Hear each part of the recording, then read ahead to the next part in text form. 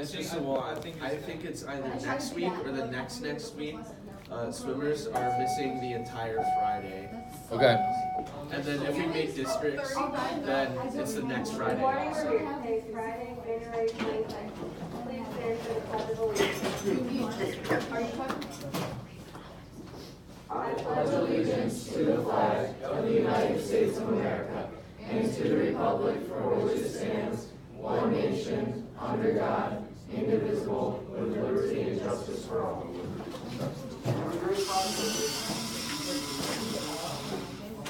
Okay, math competition, people. Apparently you have a math competition. Let's go ahead and bring those forms up right now. I'll sign it for you. Let's see, we got everybody today? Looks like it, right? Yeah. Okay. I'm gonna do this real quick so that we can happen. Attendance. And boom. Okay.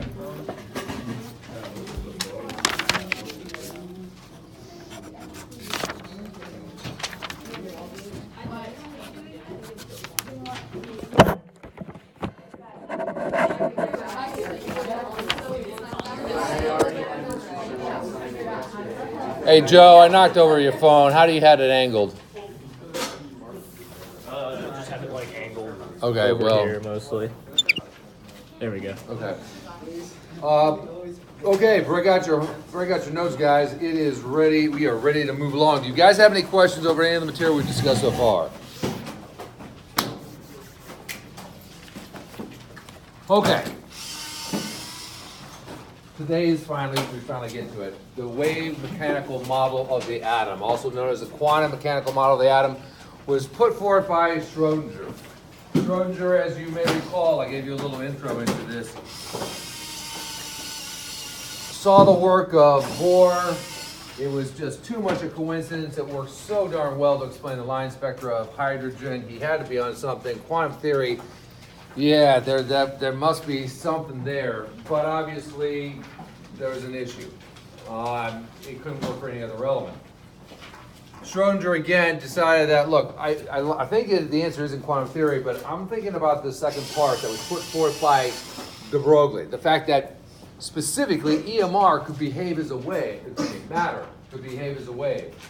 The electron could behave as a wave. And he decided to look at the wave-like nature of the electron and look at the wave functions, the wave equations that govern wave behavior, to see where the mathematics would lead him. He didn't make any assumptions other than the fact that he was just simply going to look into the wave-like nature of the electron and see where the math would take him. Again, the mathematics is beyond the scope of the course. We're not going to look at that, but we will look at what he found. And what he found looking at these equations was it became evident that the electron was quantized with respect to energy, but not in just one way. In Bohr's model, it was just quantized with respect to energy in one way. You knew the energy level, you knew what the electron's energy was. It's all you needed to know, and that also told you where you could find, in all likelihood, where the electron was. Schrodinger found that it was quantized in three ways, and later we found a fourth way. So today, the modern model of the atom actually has the electron quantized with respect to energy in four ways. In his wave functions, in his wave equations, if you plot them, you know how you can plot an equation, get a line or get a parabola or get an ellipse. We can plot these equations and we end up with three-dimensional plots. Okay? They're not just two-dimensional. Furthermore, there are variables in these equations called quantum numbers. Now, a quantum number is nothing more than a variable in these wave functions that indicates something about the energy of the electron and the likelihood of where you can find that electron. And there happen to be four quantum numbers, four pieces of information, if you will, that lets you know what the deal is with the electron in a particular atom. We're going to go through all four of those today and see what that means in terms of how the atom and the electron specifically are arranged in the atom. The first quantum number, its symbol is small n. It is called the principal quantum number. And that's the principle like in the principle of your pal, not a principle like in some tenant that you live by. Its values could range from n equaling 1 all the way up to infinity. And what the principal quantum number tells us is the main energy level, or just simply the energy level, the electron belongs to. So it turns out, and you could also say it gives you the approximates the size of the electron cloud. That's another thing you can do. And when I say it approximates the size of the electron cloud, I mean that the electron cloud that that particular electron is part of. It turns out in this new model, we still have energy levels, just like we did before, but there's a fundamental difference. One of the things we found was that these energy levels are going to increase in energy as you go further out from the nucleus. So here's 2, here's 3. This would be n equals 1, this is the first energy level, n equals 2, this is the second energy level, n equals 3, the third energy level, and you can see there's some similarity to what we saw with the Bohr model. The energy associated with the energy level increases as you get further from the nucleus. Furthermore, the energy levels get progressively closer together, just as we saw in the Bohr model. What's different is what's implied by this. An electron belonging to Bohr's model, okay, that electron would be always the same distance away from the nucleus. It would be like that BB running around the inside track of the basketball.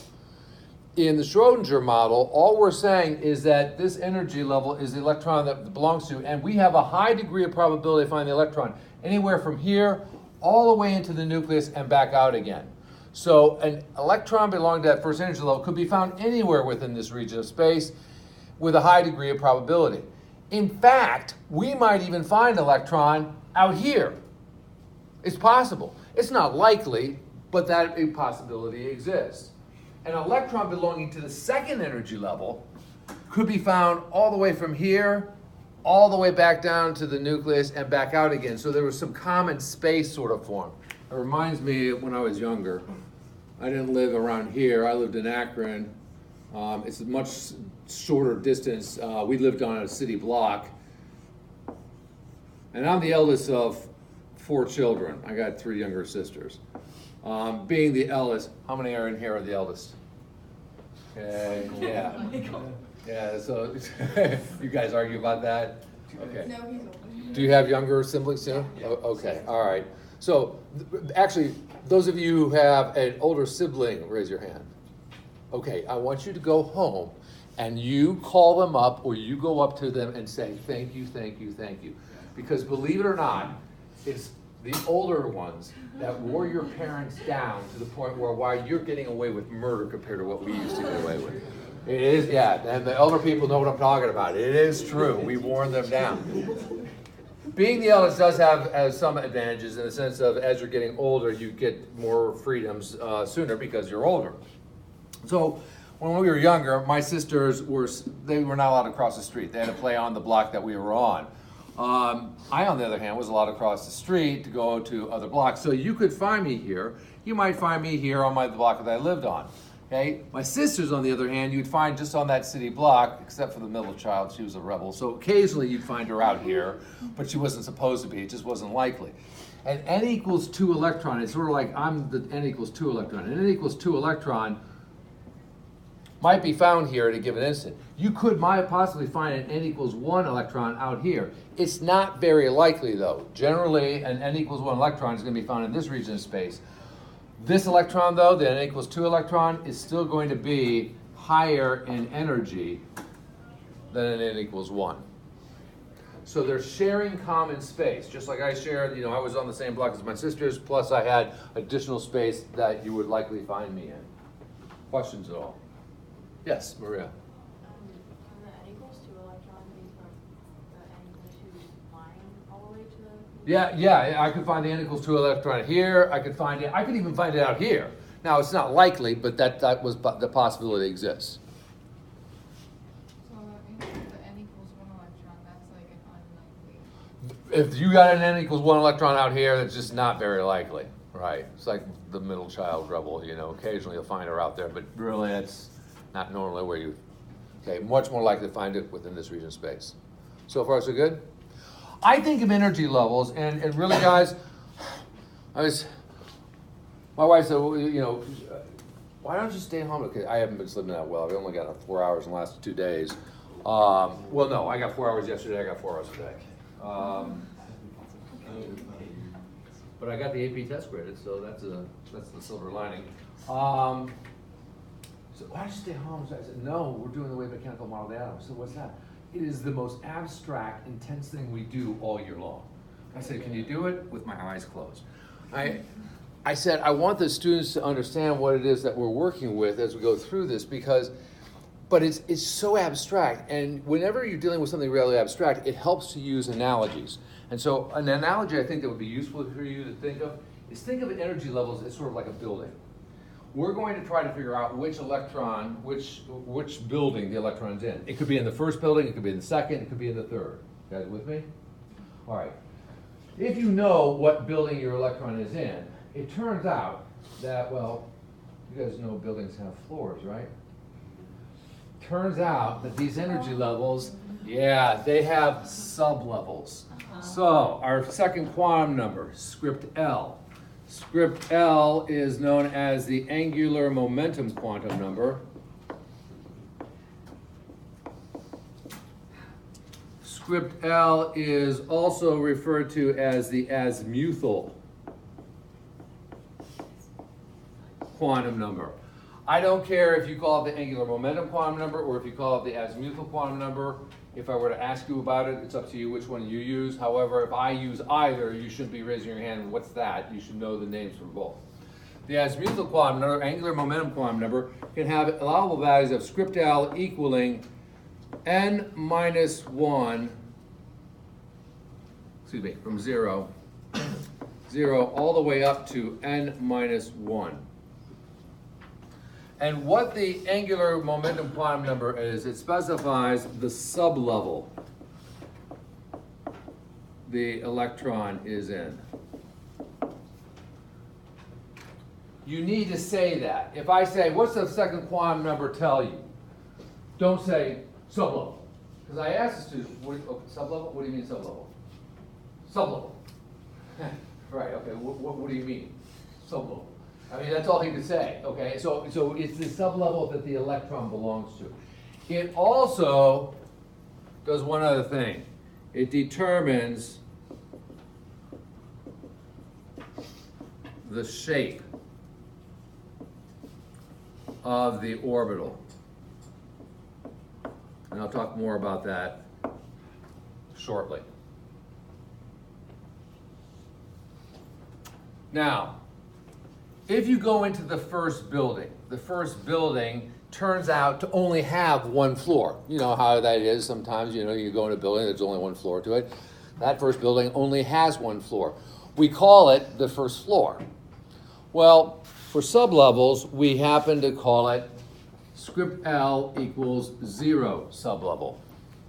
Now you would be thinking, I mean, I don't know about you, but this is the twist you have to be on the lookout for. If it's the first floor, if it's the first sublevel, then why not call it L equals 1? Doesn't that make sense? Okay, these numbers weren't chosen because, you know, he just felt like calling it 0. This is from the math. So the fact that the first sublevel has an L value equaling 0, that is when you go to solve the wave function, in place of L, you would put 0 down if it was the first sublevel. That's just how the math works out. But it is sometimes confusing to students because they'll think, okay, it's the first sublevel, so L equals 1. L equals 0. So far, so good? All right. We have another way of addressing that. Okay, we can say Kyle, we can say Mr. Fink. Okay, it's two different ways of talking about the same individual. Rather than refer to this as a script L equals 0 sublevel, another way of talking about it is to say it is the S sublevel. Small s, by the way. These are all small case letters. Why S?